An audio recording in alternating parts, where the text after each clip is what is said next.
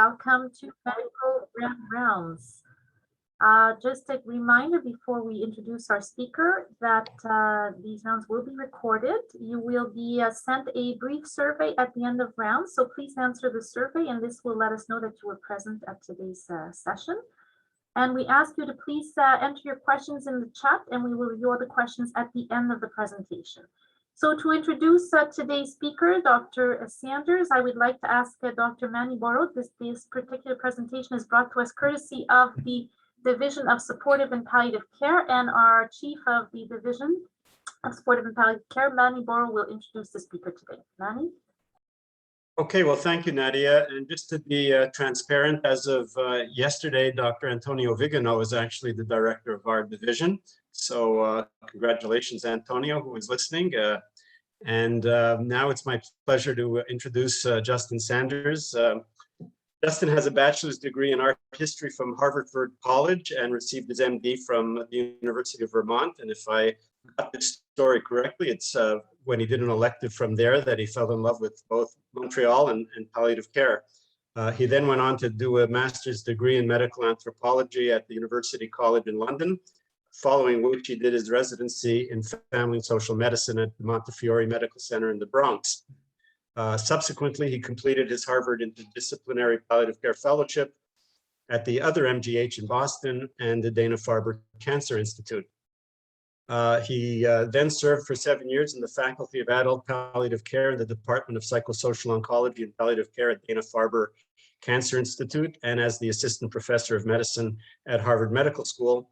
His primary academic role was in the Serious Illness Care Program at Ariadne Labs, a joint center for healthcare delivery innovation at the Harvard T.H. Chan School of Public Health and the Brigham and Women's Hospital founded by Atul Gawande. His research and teaching focus on communication in serious illness, both at the interpersonal and systems level, with the goal of addressing inequity in communication and care for marginalized and underserved populations. Last month, Justin became the Cappy and Eric M. Flanders Chair in Palliative Medicine at McGill. So congratulations for that. And we hope to have him on staff as soon as the Collège des Médecins lets him practice here, hopefully in January, when he can begin having these serious discussions with our patients. So welcome, Justin. It's great to have you here. Thank you, Manny. Bonjour, good afternoon. Again, thanks, Manny, for the kind introduction and to the Department of Medicine for hosting me today. As Manny alluded to, this is my 32nd day on the job. And having moved from Boston in September, I'm still awaiting my clinical privileges. So I will say that I'm very eager to meet all of you on the wards and to assist in the care of your patients with serious illness. Let me say that I don't have any conflicts of interest or relevant disclosures other than to say that this is a version of a talk that I gave to my palliative care colleagues earlier in the year. And if you're here again, I apologize for any repetition and hope you forgot everything I said.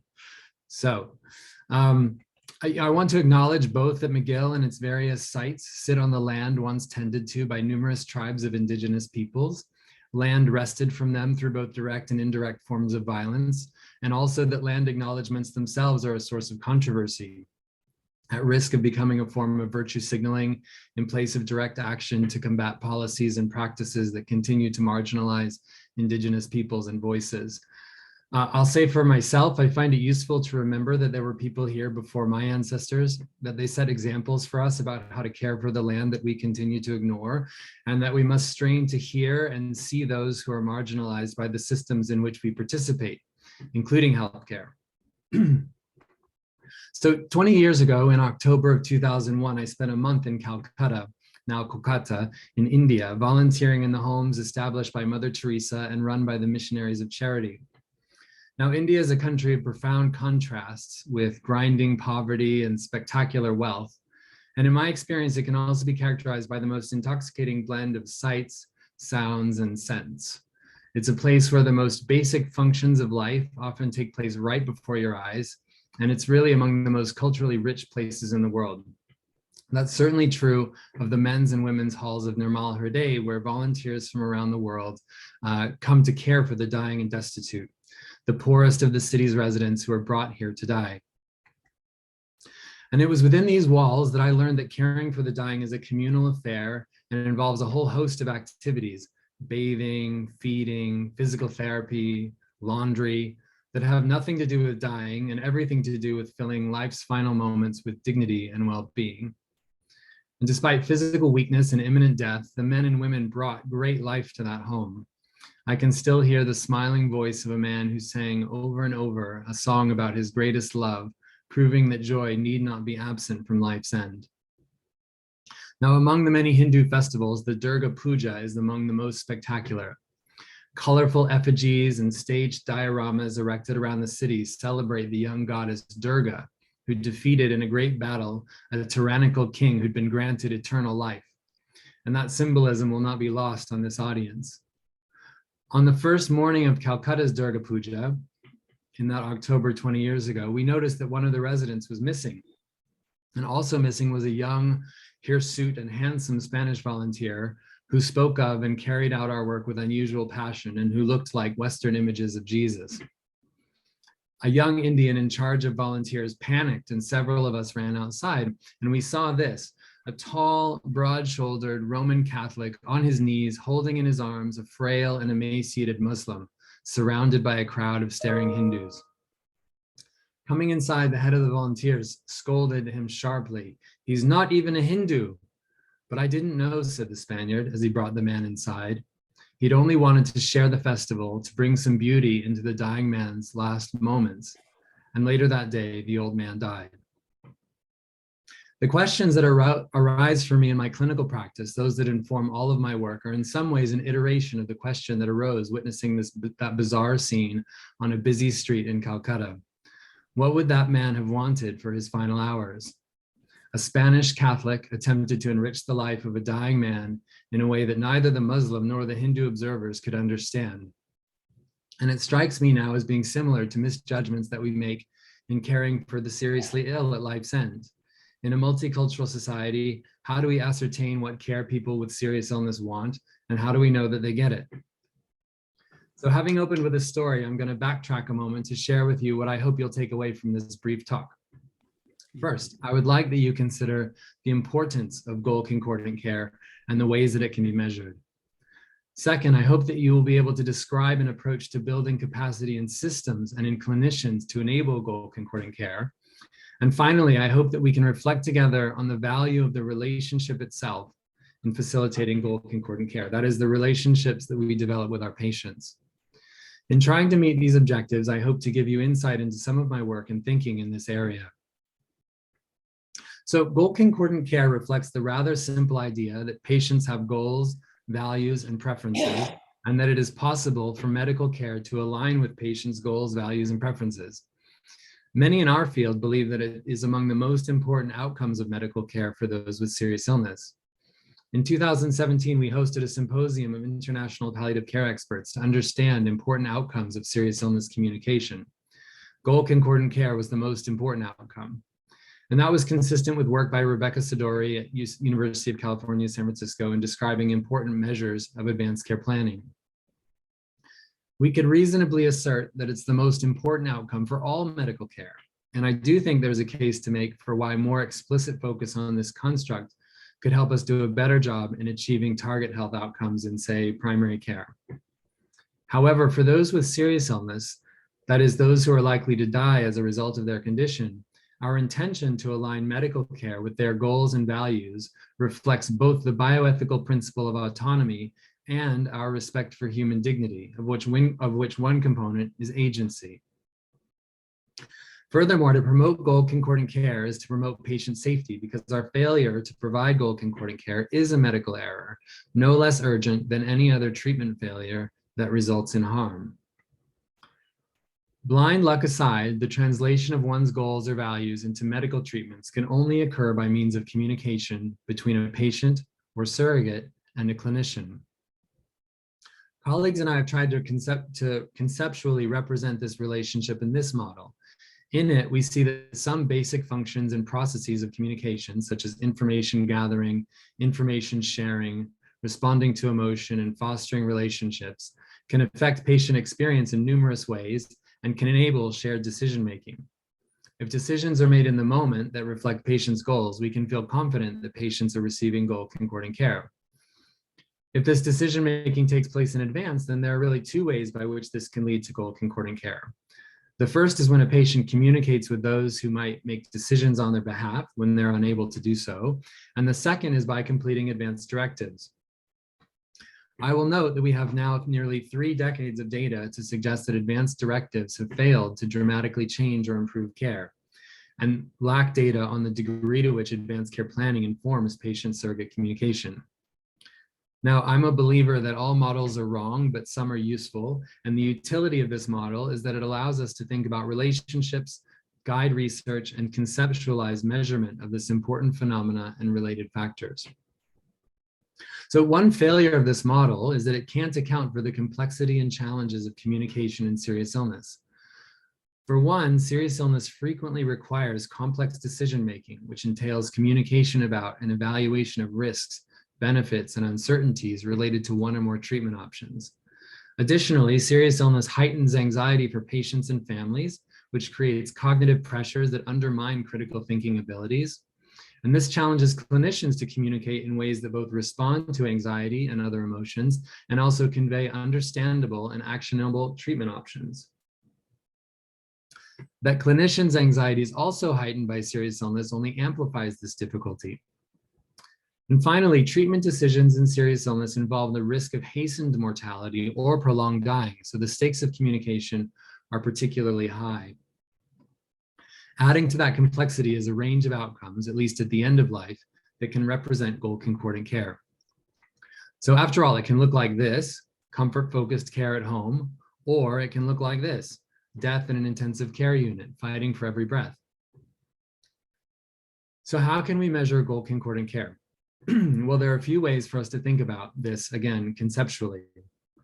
The first are patient or surrogate reported outcomes that care is goal concordant, or that they have confidence that future care will reflect their goals.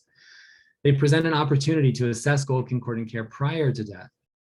Instruments to assess these outcomes have not been used widely, but were initially described in the support study in the US and have been used recently by folks at the University of Washington and Randy Curtis's group. And these studies use a so-called forced choice question, asking for patients' preference of care focused on extending life at the potential expense of comfort, or comfort at the potential expense of longevity. A second question assesses their perception of current care using the same choice. And the idea is that consistency between these two suggests, but does not guarantee, of course, goal concordance. So this approach is complicated by data from studies of your colleagues in Canada, our colleagues in Canada, now that I can say that, by Darren Hayland at Queen's University and by some of our work in Boston, showing that patients can highly rate the importance of goals that from a medical perspective can seem incompatible, such as a goal to be both as comfortable as possible and to live as long as possible, which from a human perspective makes perfect sense. So the second are patient-specific outcomes that compare a known treatment preference communicated through an advanced directive or a portable medical order and an end-of-life outcome, such as care utilization or location of death. Challenges related to this approach include uncertainty about when to measure preferences, the reliability of preferences articulated in response to hypothetical situations, shifting priorities across the illness trajectory, and methodological constraints related to identifying deceased patients and collecting utilization data across multiple settings. Additionally, patients may provide general guidance for care that may not easily translate into specific options. For example, I often hear, well, I would want to try resuscitation, but I wouldn't want to live on a ventilator forever. And I'm sure some of you have heard something similar. So population-specific outcomes, by contrast, are those that look at trends in healthcare utilization over time and location of deaths. Comparing these trends to survey data about care preferences may suggest population-level goal concordance of care. That is, if 80% of people say they want to die at home and 40% of people do, then we've got a problem. And actually, this problem is very similar to one that was highlighted in a recent report by Canadian colleagues and featured in a Globe and Mail editorial by André Picard, I think just last week, which I'll mention again later. So these measures may be useful in shaping policy, but are unlikely to meaningfully signal quality at the level of the institution or the individual. So finally, we can measure bereaved caregivers' perceptions regarding the goal concordance of their loved ones' end-of-life care. And I believe this remains an untapped resource for assessing quality. but it's definitely not without complications. So surrogates commonly predict patients' wishes inaccurately in hypothetical scenarios. However, their shared experience with the dying patient is likely the best predictor we have next to the patient's own voice. And because preferences can change as illness progresses, surrogates' beliefs about patients' goals may be more accurate than those previously recorded by patients. On the plus side, a 2017 study of a nationally representative sample of US Medicare patients found that when compared to caregivers who reported goal-concordant care, those reporting goal-discordant care rated the quality of communication and quality of care lower. So limitations of this approach include a host of potential biases, uncertainty about how perceptions of care evolve over time, and challenges identifying surrogates and getting them to complete surveys. The Veterans Affairs Administration in the US has demonstrated the feasibility of this approach, however, using a bereaved family survey. So to just give a real world example of one of these approaches, this is some visualized data that we published last year in the Journal of Palliative Medicine describing our approach to measuring goal concordant care in a trial of serious illness communication intervention in cancer care, the main results of which were published in JAMA Oncology and JAMA Internal Medicine concurrently in 2019. So we developed and utilized what we called the Life Priorities Survey, in which we asked patient participants to rate and rank 10 commonly stated goals drawn from the literature. I just want to highlight that with the exception of an optional patient-reported goal and to live as long as possible, people rated several goals very highly. The most highly rated of these was having decisions respected and being mentally aware, followed by not being a burden and being at home, which I imagine will not be surprising to many of you. I'll highlight briefly that the top ranked goals in all surveys were to be at home, to be physically comfortable, and to be mentally aware. Finally, note that participants reported a high degree of achievement in the right in follow-up surveys, least of all other goals that they themselves had articulated. So what did we learn from this work, which was really methodologically focused? Well, for one, people prioritize many goals, some of which may seem obvious to patients, but may be difficult to reconcile from a clinical perspective, as when someone wants both to live as long as possible and to be as comfortable as possible. Also, asking people to rank their goals may be an easier way of clarifying their values and priorities that can guide their care. I'm not suggesting we do this, but I'm suggesting it has measurement benefits from a research and quality perspective. Okay, having dug into this theory and minutia around measurement, I thought it might be helpful to illustrate through two cases some of the challenges that we face in assessing communication and goal concordant care. So this is Mr. Antoine, a 67-year-old man with New York Heart Association class 4 congestive heart failure, hypertension, and type 2 diabetes, who was admitted to the hospital with an acute exacerbation of his chronic heart failure, complicated by acute kidney injury. Despite multiple prior hospitalizations and recent enrollment in a community-based palliative care program, he had never spoken with his physician or visiting nurse about his wishes should an acute illness be refractory to medical treatment. He was intubated shortly after admission for acute respiratory failure. In accordance with her religious faith, Mr. Antoine's wife, his healthcare proxy, believed that life should be prolonged at all lengths. And against the recommendation of the consulting nephrologist, she requested initiation of hemodialysis. Mr. and Mrs. Antoine's children, arriving from out of town and hearing from the ICU team that he was not likely to recover from his illness, felt that his care should transition to a focus on comfort alone. And so under pressure from their children and the medical team, Mrs. Antoine changed her husband's code status to DNR-DNI, and he was extubated. Surprisingly, he survived removal of the ventilator and was transferred home on hospice, where he died peacefully 8 days later. Mrs. Antoine remains angry and regretful, convinced that her husband might have survived longer had they pursued more aggressive treatment. She feels that his end-of-life care was not aligned with his goals. Unknown to her, Mr. Antoine had completed a living will with a lawyer 6 months prior, saying that he wouldn't want any extraordinary measures, in quotes, to prolong his life, and he kept it in his bedside drawer. So Mrs. Gagnon is a 75-year-old woman with metastatic lung cancer complicated by brain metastases. A lifelong smoker, she'd been otherwise healthy prior to her diagnosis. And after her disease progressed through 2 rounds of chemotherapy, her oncologist spoke with her and her husband about the risks and benefits of future treatment, shared her likely prognosis of 6 or fewer months, and asked about her goals and priorities. Saddened and overwhelmed, she was also grateful to her physician for sharing information compassionately and directly. Mrs. Gagnon and her husband felt that her oncologist genuinely acknowledged their sadness. Knowing the risks and likely outcomes of future treatment and hearing about Mrs. Gagnon's wishes to spend as much time at home with her family as possible, they decided together to discontinue cancer-directed therapy. Mrs. Gagnon enrolled in hospice and completed a form indicating a desire not to be hospitalized. Over the next 3 months, expert hospice care helped her maintain good control of her progressive musculoskeletal pain and shortness of breath, and she was able to complete her own funeral planning and to spend quality time with her 4 grandchildren. One morning, her husband found her confused, restless, and agitated. She appeared to be short of breath and in pain. Unable to control Mrs. Gagnon's symptoms, the hospice nurse arranged for her transfer to a hospital.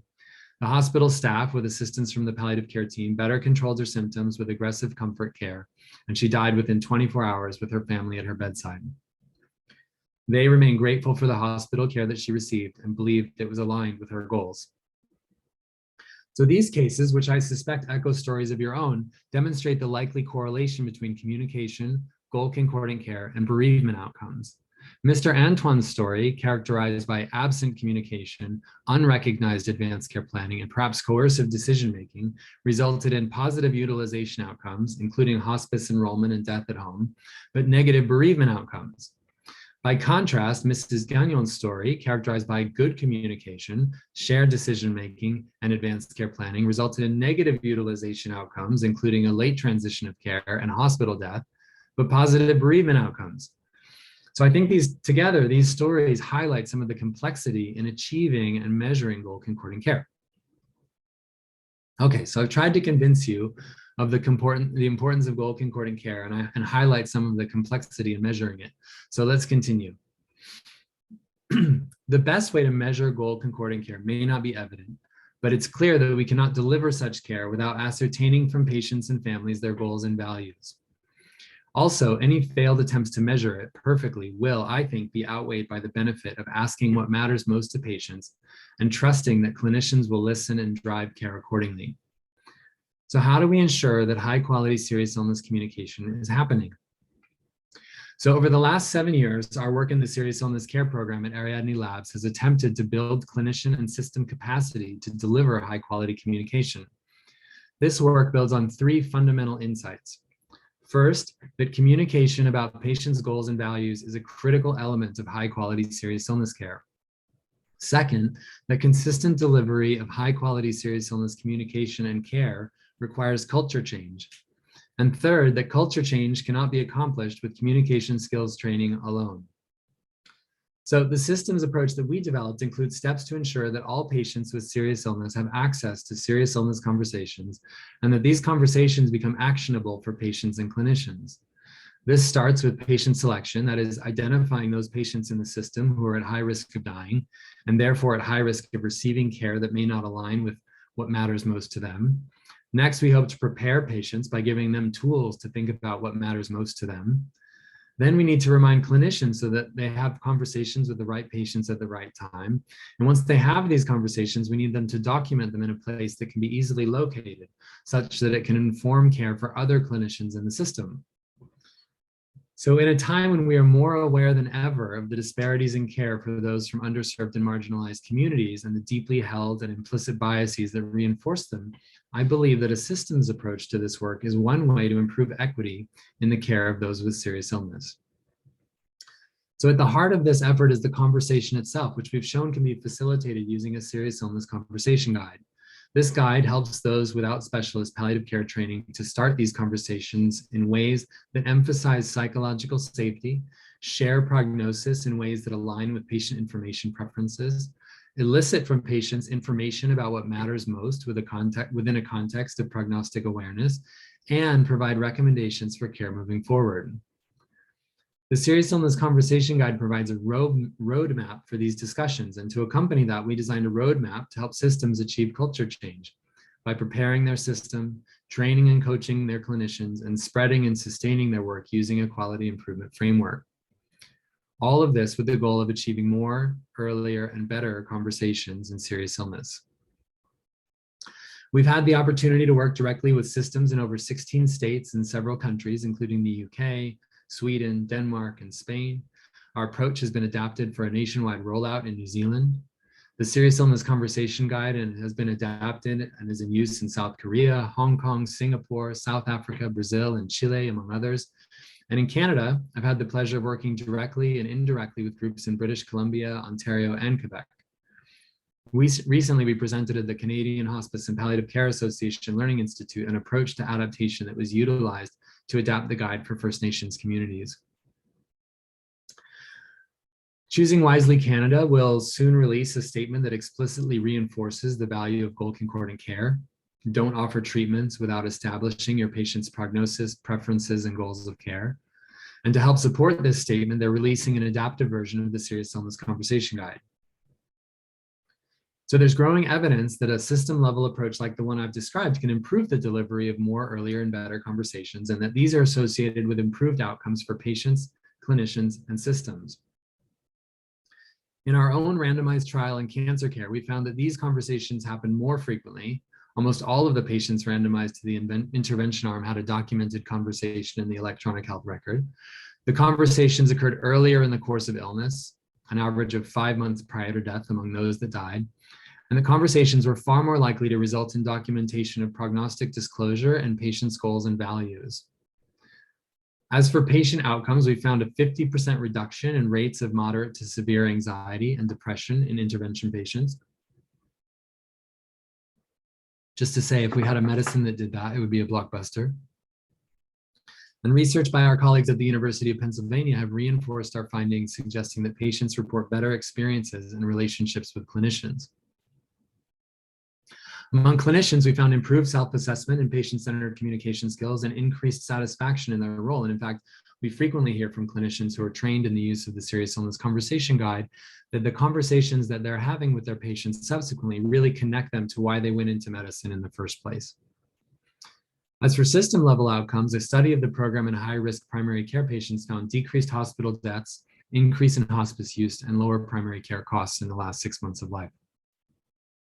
References for these studies are here, and I'm happy to provide any additional references if it's useful. Interestingly, in our main cancer trial, for which goal-concordant care was a primary outcome, there was no difference between goal achievement among those in the intervention and control groups. In the end, due to a slower than anticipated rate of death among participants, we were markedly underpowered to detect a difference in this outcome. So whether the intervention didn't work to achieve that outcome, or whether we lacked power to detect a difference, is something we'll never know. So I'm going to interject here with something of a caveat, which is that the value of institutional efforts to improve communication and care can be undermined by the systems in which they themselves function. And as I said, many of you will have seen this editorial in the Globe and Mail last week, or the report that it profiled. The story of the costs of end-of-life care in Canada is a really important one, and one that I will say I'm only beginning to understand. What I will say is that we must have the capacity to ensure that people can receive care in the place that they most desire it. And that is something no amount of high quality communication can fix. So that's the caveat. Okay, so let's take stock of where we are. We've talked about what goal-concordant care is, why it's important, different ways to measure it, and some of the complexity in doing so. And we've talked about the critical importance of clinician-patient communication in achieving it, and a systems-level approach to ensuring that these conversations happen. And I've shared with you some of my group's data on the effects of that intervention. I want to pivot a little bit and think about the importance of the clinician-patient relationship in ensuring goal-concordant care. So I'm going to share a story that starts with my daughter, Cecily. This is Cecily telling a joke. Let's see if I can get this to play. What do you call a banana? Why did the banana go to the doctor? Was it peeling well? So I wrote about this story recently in the Journal of Palliative Medicine. So if you, let me What do you call a banana? get her off the stage. Okay. I was asking Cecily, before Christmas last year, I was asking Cecily what she wanted for Christmas. And she thought about it and told me that she wanted a hairstyling kit, a Let's Play School set, a set to help her take care of her baby dolls, a candy necklace, some orange bubble gum, and Tic Tacs. So fortunately, there was no iPhone 12, now an iPhone 13, I guess, or iPad on the list, but I know those days are coming. Anyway, I was wondering where these items came from, and I realized that in some way, these items reflect her experiences and perceptions about who she is and wants to be, and ideas about, or at least last year, this year she wants to be Hermione from Harry Potter, and ideas about what Christmas represents for her, namely candy. And I thought about how it was unlikely that she was going to get all those things. And then I thought about one of my mentors, a palliative care physician whose husband, who was also a palliative care physician, and about how he died in the intensive care unit. This is back in 2015. I suspect that if you'd asked him sometime before he died, if he'd wanted to die in an intensive care unit, the answer would have been no. Because in some way that violates this normative idea of a good death that we hold so clearly in our mind's eye, in part because it's an idea that's been passed down over centuries. And yet, if you ask my mentor, she would say that he got amazing care in the intensive care unit, highly skilled in medical matters and communication. And to this day, she believes that his care was aligned with what mattered most to him. So how do we make sense of that? Well, for one, goals change. Also, our perceptions about care change, and it certainly serves my mentor well psychologically to believe that her husband received goal-concordant care. Finally, we're resilient and adaptable creatures and have a tremendous capacity to make meaning of even the most difficult situations. We know that this meaning making is essential to the process of healing, and that we can promote healing among families even as and when people die. So I've come to think about my mentor's experience in another way, one that makes me question the value of measuring goal-concordant care at all. Francis Weld Peabody, with whom some of you may be familiar, wrote that the secret of the care of the patient is in caring for the patient. And it may be that the secret to a patient feeling that their care is goal-concordant, or their loved ones feeling that way, is not the concordance between a once stated goal and an eventual outcome, but rather the quality of the care itself.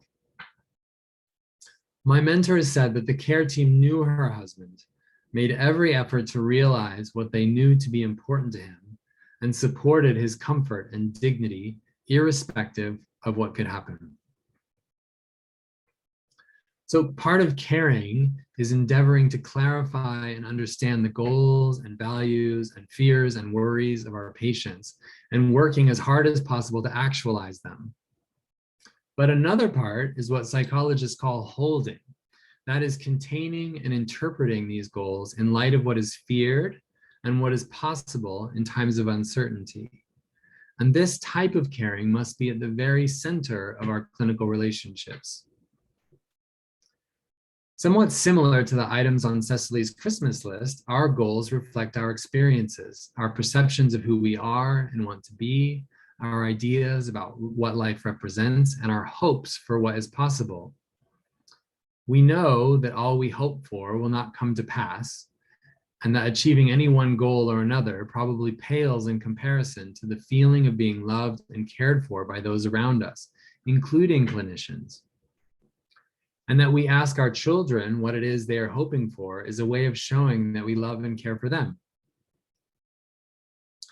So at the beginning of this talk, I raised the question of whether the young Spaniard's decision to carry the Muslim outside to see the Hindu festival was reflective of misjudgments that we make in caring for those with serious illness as they approach life's end. That it reflected assumptions we make about what people want that may not align with their goals. And yet this was a profound act of caring. And we must wonder if the Muslim, in the arms of the Catholic, amidst a sea of Hindus and their spectacular mythological dioramas, felt something that transcends any particular desire at the end of life or uncertainty about what was happening. Perhaps he felt loved, and perhaps that was all that mattered. So I reminded Cecily that Santa Claus would likely only bring some of the things she asked for, and that was indeed true. And she said to me, sometimes he brings you things that aren't on your list at all, and you love them anyway. So, merci pour votre attention. Thank you for your attention. This is a photo of my family, my wife, Caroline, my son, Willem, and of course, Cecily in Griffintown from a few years ago when we came to celebrate my birthday in Montreal. And we're so delighted now to be your neighbors and colleagues. And I realize that I'm coming up a little bit short in the length of my talk, but hopefully that will give us some time for discussion. And I'd love to take your questions. And I'll say thank you again, and I'll stop sharing my screen. Thank you so much. Thank you, Justin. Outstanding. Very, very interesting. And I think a lot of this is new for many of us. Welcome, by the way, welcome to Montreal and welcome to Miguel. So it just questions are coming in. Thanks for this really interesting talk. In many subspecialties, there are goals of care elements that we neglect to address. When we're all feeling low on resources and time, how can we take this additional task on? I feel like we need additional team members, but people are feeling that perhaps we won't get those additional team members. So how do you do this where you have been with limited resources, limited members of team, no specialized people outside the actual ward, as an example? Yeah, this is a very important question, and one I think is critically, feels even more salient now because we're in this time of the sort of hopefully nearing the end of this pandemic, where we're all experiencing even more of a crunch on our faculties, and I mean that in the broadest sense, than we've probably ever experienced in our career before. And we have less support now for some of the things that we count on for support than we've ever had. What this makes me think of is when I was a primary care physician working in the Bronx, feeling constantly overwhelmed, in part because there were those patients who required much more of my energy. And even though they were slotted a 15-minute visit, it was almost certain that it was going to take 45 minutes or an hour to see them. And these were the patients that left me feeling completely out of control. And they were almost certainly the patients who were most likely to have a serious illness or some collection of complex chronic illnesses that really necessitated, a lot of attention. And I also think about how I spent my time in those visits, which was typically unskillfully responding to their emotions and or feeling their emotions and not knowing what to do, and trying to make sure that as much as possible I could stay on task with the many clinical tasks that were ahead of me. What I think this requires, even more so now, is a systems level approach in which we, as our respective clinics, say, these patients who are seriously ill are not all of our patients. And some patients more than others will require more of our attention in certain ways. And we need to think about how when we have patients who are more or less complex, we divert resources to and away from them in ways that allow us to more efficiently make sure that patients get the right care at the right time, and that we create the systems of people to help us sort of absorb some of the clinical tasks that we have that maybe reflect someone not working at the top of their level, and so there may be opportunities there. But what I'm suggesting is that it requires a population health level approach, because when we think of our care as a collection of individual encounters, we are and have been and feel buried by the complexity that some of these patients bring to us, and some of the needs that we know they have. And so, there's no simple answer, but to say that a population health approach at the level of a clinic can help us make decisions about how we spend time with patients that can be really helpful in making sure that, for instance, those patients who represent some fraction of the patients who are seriously ill in your practice can be assured to have this type of communication. I think it's also important to recognize that this type of communication is done in bits and pieces across the medical care team. And when there's an intentional effort to make sure that patients are aware of their where things are in their illness, that their goals and values need to be elicited, that can be done by multiple clinicians across the team, whether it's nurses, social workers, physicians, and should be. And so a coordinated effort can really make sure that these goals and values come to the surface so that we can make sure that our care sort of follows along with them. Such an important question, though. Yes, thank you for that answer. A question from Joyce Pickering, who is the head of our clinical teaching unit, and so sees, I think, a lot of the patients coming in.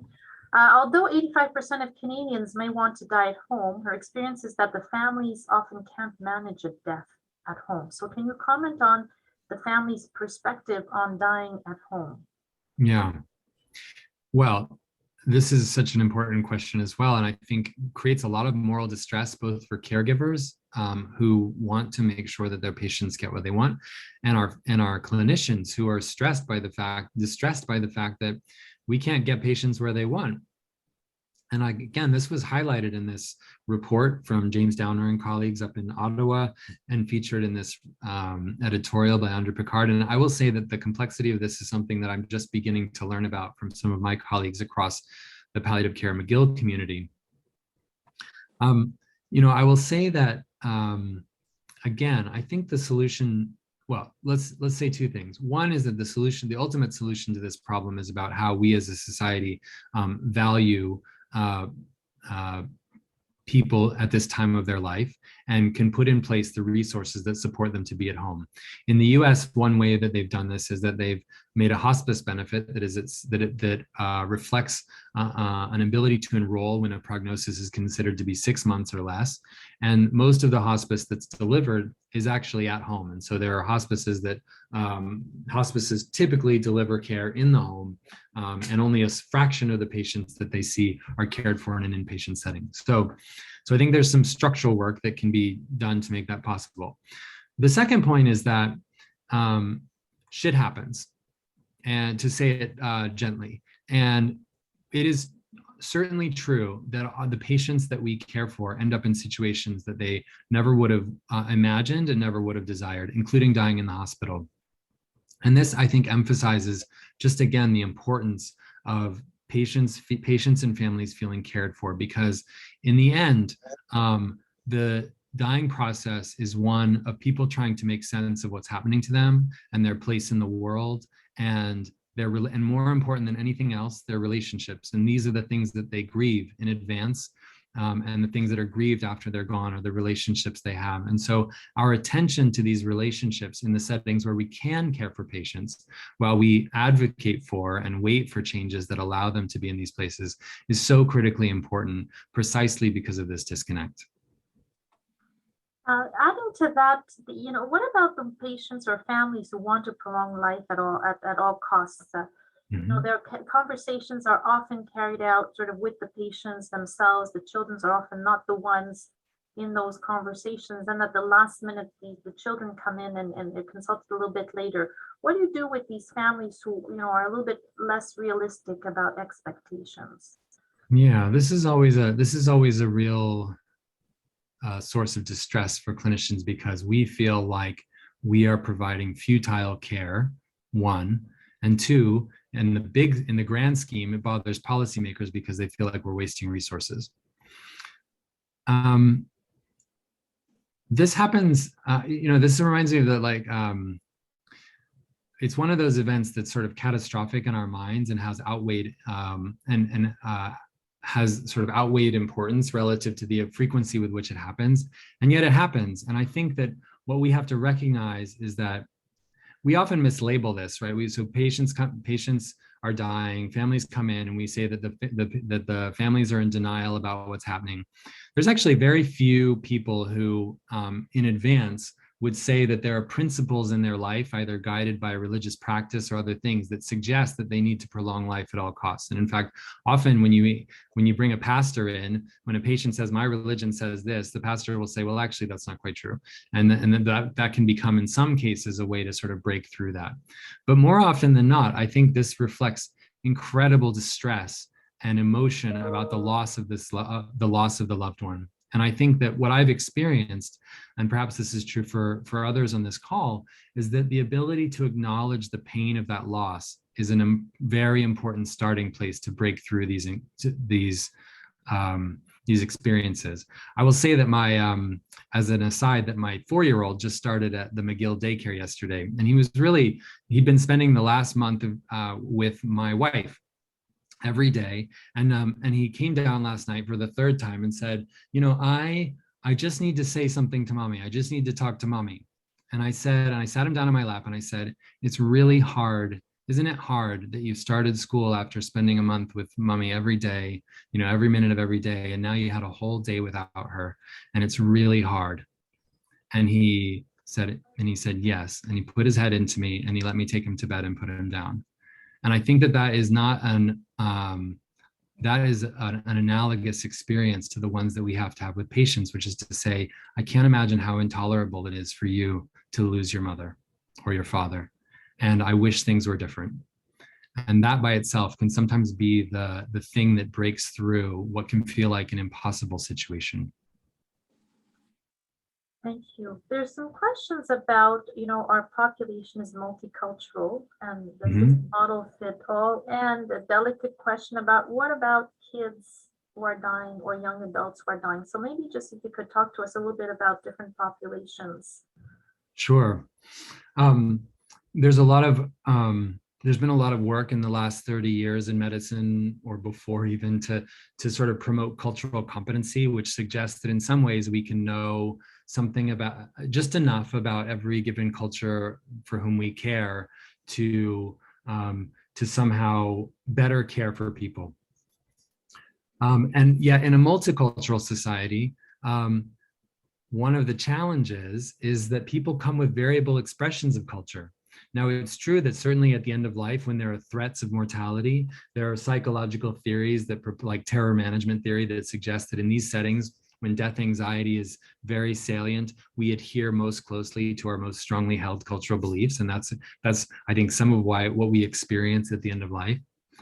And yet I think at the heart of a structured conversation guide like the one that we've developed and used in various settings around the world is a cultural sensitivity born of open-ended questions about what matters most to people.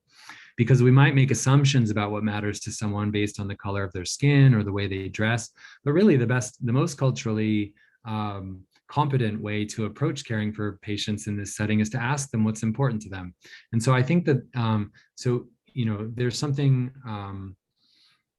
so I'll say that. The second is that in this work we've done with colleagues in Canada around adaptations to the Guide for First Nations communities, there are certain approaches to certain topics that really feel challenging, and that may actually work to shut down conversations before they can happen. And so I don't want to ignore that possibility, but I will say that the patients, particularly those from underserved and marginalized communities who characterize many of what we think of as the multicultural populations around us, are not accustomed to the kind of communication that puts first the things that matter most to them, and will forgive a lot and give a lot of leeway for a clinician who's engaging them around the things that matter most to them. And so I'll say that about cultural sensitivity.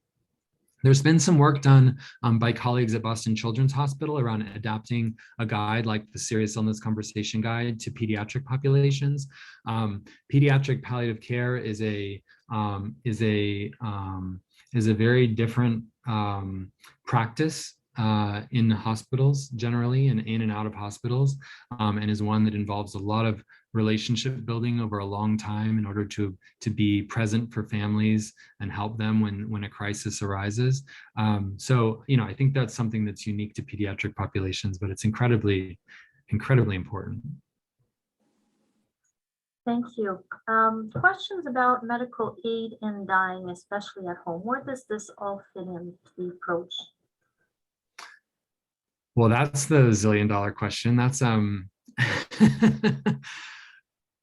so I'm learning a lot about medical aid in dying. I will say that coming from a place where it's a theory is very different from being in a place where it's a reality. There are many who are resistant to the idea that palliative care has anything to do with medical aid in dying. And I can, I understand that because there is understandable resistance to the idea when you have dedicated your career to ensuring that people with serious illness are valued and supported in having the best quality of life. The idea that there is somehow an avenue which creates possibilities for coercion and undermine the ability potentially for people and families to make meaning at the end of life, when they might feel unsupported to do so, is difficult. In the US, most, I will say that one of the, without trying to get too far off topic, one of the things I've experienced, I've learned about medical aid in dying here as it happens in the hospital is that it implicates a whole chain of people in an activity that feels fundamentally distinct from what many of us went into healthcare to do. And so I just acknowledge that complexity. In the US, a lot of the what has been called physician-assisted dying or physician-assisted suicide occurs when people are given a prescription for medicine, a life-ending medicine that they then take home and take of their own accord if and when they decide that they want to do that. And in fact, the literature shows that very few people, well, a minority of people who make those requests actually go through with completing them. So, I guess that's one way of saying, I don't know. I will say that I think there's a compelling argument to be made that palliative care and medical aid in dying must go hand in hand. They are not the same thing, but that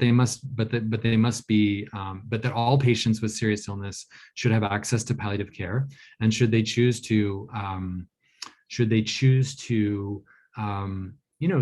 life feel so intolerable or is suffering so great that they wish to pursue medical aid in dying, then that's the law. And I think that they should have access to that. What I feel very strongly is two things. One is that this is a very important time of people's lives. And I think that the discussion around palliative care should in the long run move away from just the end of life, because what is the end of life is very vague. It's vaguely defined.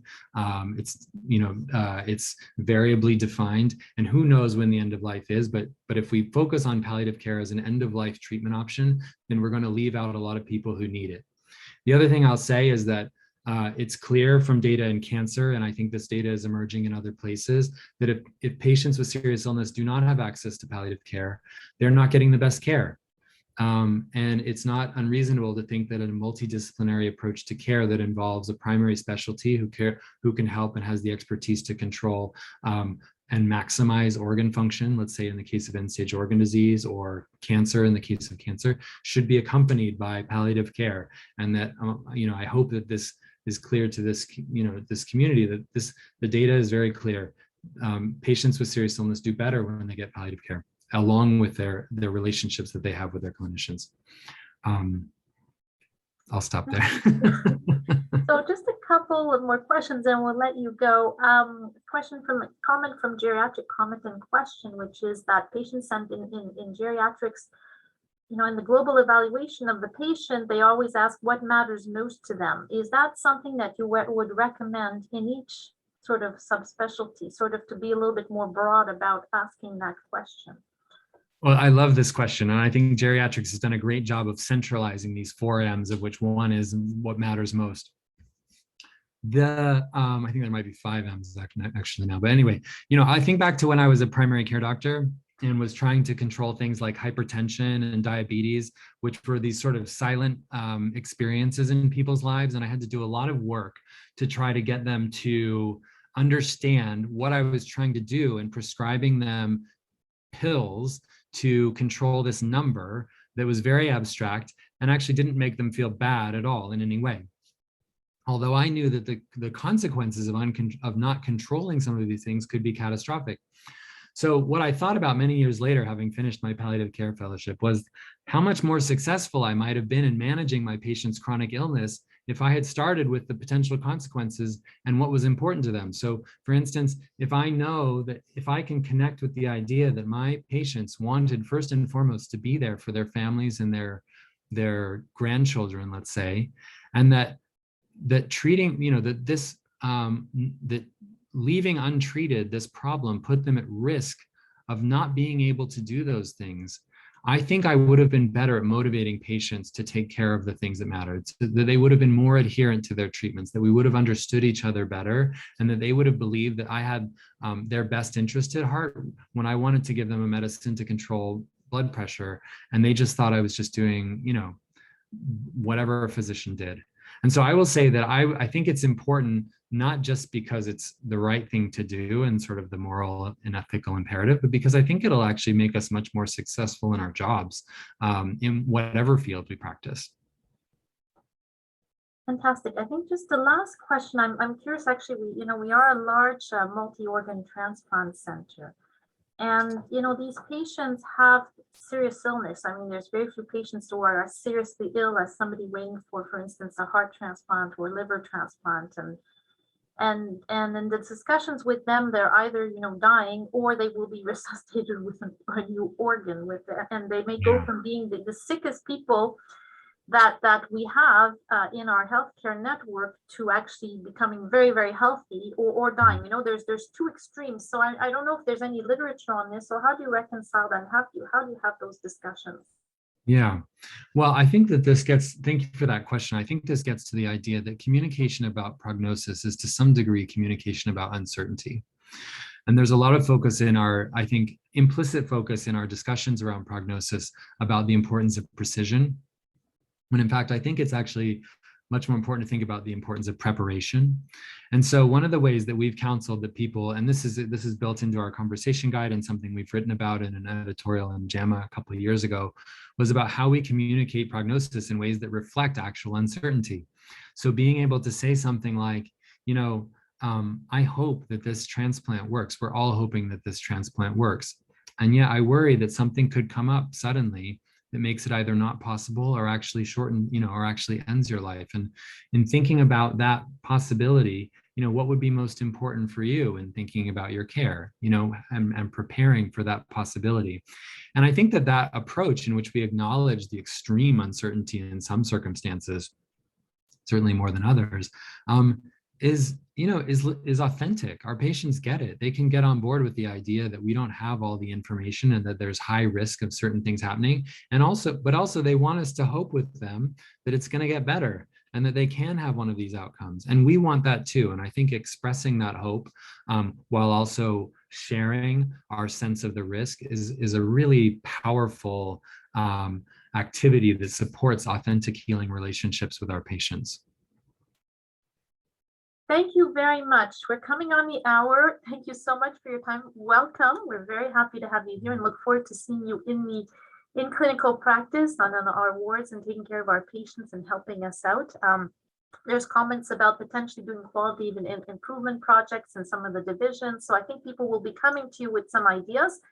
Thank you for sharing, for the wonderful presentation, very thoughtful. And again, welcome to Miguel. Thank you so much. And thanks everybody for the warm welcome. And please reach out because I would be delighted to talk more about this. I think it's I'm really eager to work with you all.